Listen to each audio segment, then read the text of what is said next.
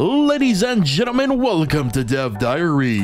Today we are attempting to avoid losing progress on all our projects due to a bad update. So the plan is to instead work on something literally thought up like 5 minutes before recording. A silly puzzle game that probably actually isn't a puzzle game at all.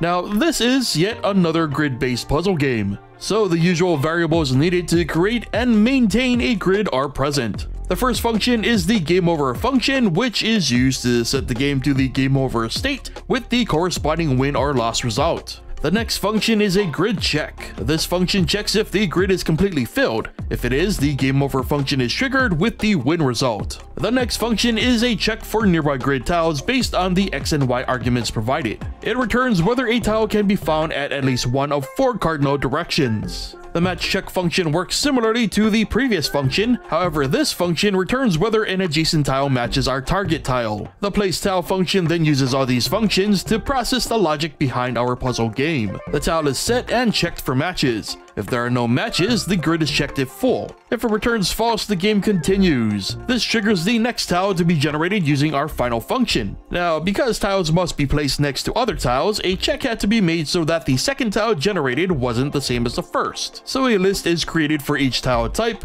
The default blank tile is removed along with the first tile placed. The remaining tiles are shuffled and then one is chosen at random. A boolean is then flipped so the process is never repeated again. And if the process is beyond this check, then a new tile is simply generated via random choice. In the step event, there is only one control for this game, the left click. The code checks for a tile that is adjacent to the desired grid cell, and if it is unoccupied, the tile place function is triggered, logic continues, and the process repeats. The mouse's position is then locked to the grid size to avoid errors. The draw code is quite simple. The game over state simply displays the win/loss result, and the gameplay state draws the grid, the tiles, and a cursor so the player knows where the next tile will be placed. And the results is a game where at first glance it looks like it may be a puzzle game, but then you realize it's really not.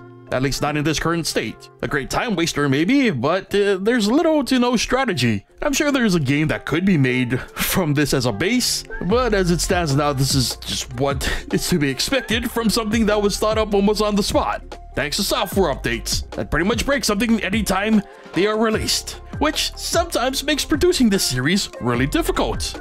But it is what it is, and that is the end of today's Dev Diary. So, if by chance you enjoyed today's entry, consider leaving a like. Be sure to also subscribe and hit that bell if you haven't already. And let me know what you think that we could do with this. It doesn't even need to be puzzle related. Leave your thoughts and opinions in the comments. Thank you so much for watching and making it this far, and I'll see you guys next time.